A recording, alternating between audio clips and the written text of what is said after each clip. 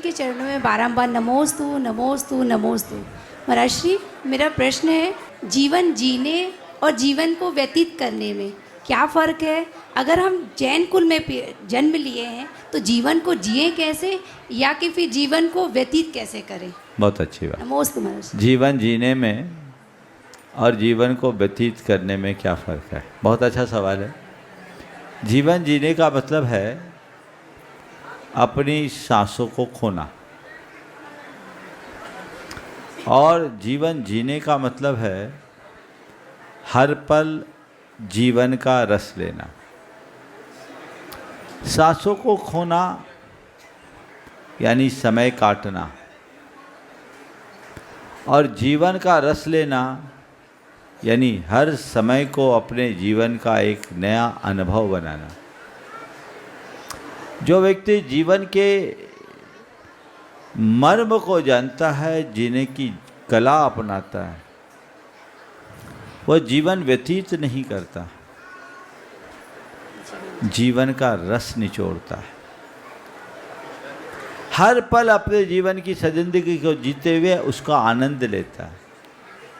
उसके जीवन में मायूसी, बेबसी और लाचारी नहीं होती। उसके अंतर मन में हर पल आनंद की अनुभूति होती। तो वो चीज़ें जगाए।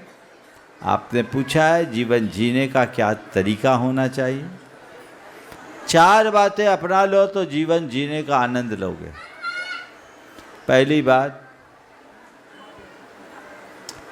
अपनी सोच को सकारात्मक बनाकर चलो। अगर सोच सकारात्मक होगी तो जीवन में हम कभी विचलित नहीं होंगे। दूसरी बात, सुख दुख को जीवन का हिस्सा मानो। सुख भी मेरे जीवन का पार्ट है, दुख भी मेरे जीवन का पार्ट है, और इन दोनों में स्थिरता बनाए रखना जीवन का आर्ट है। समझ गए? तो सुख दुख दोनों को जीवन का अंग मानो।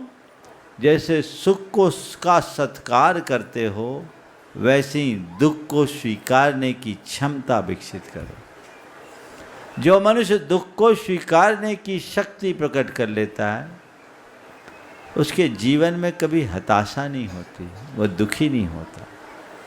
तो सुख को स्वीकारने के साथ साथ दुख को भी स्वीकारना सीखिए। तीसरी बात, संयोग वियोग जीवन मरण हानि लाभ में स्थिरता रखे। जीवन में एक क्रम है, ये कभी भी किसी के साथ भी हो सकता है, ये मेरे हाथ में नहीं है, ये कर्मों के अधीन है, मुझे उसे स्वीकारना है।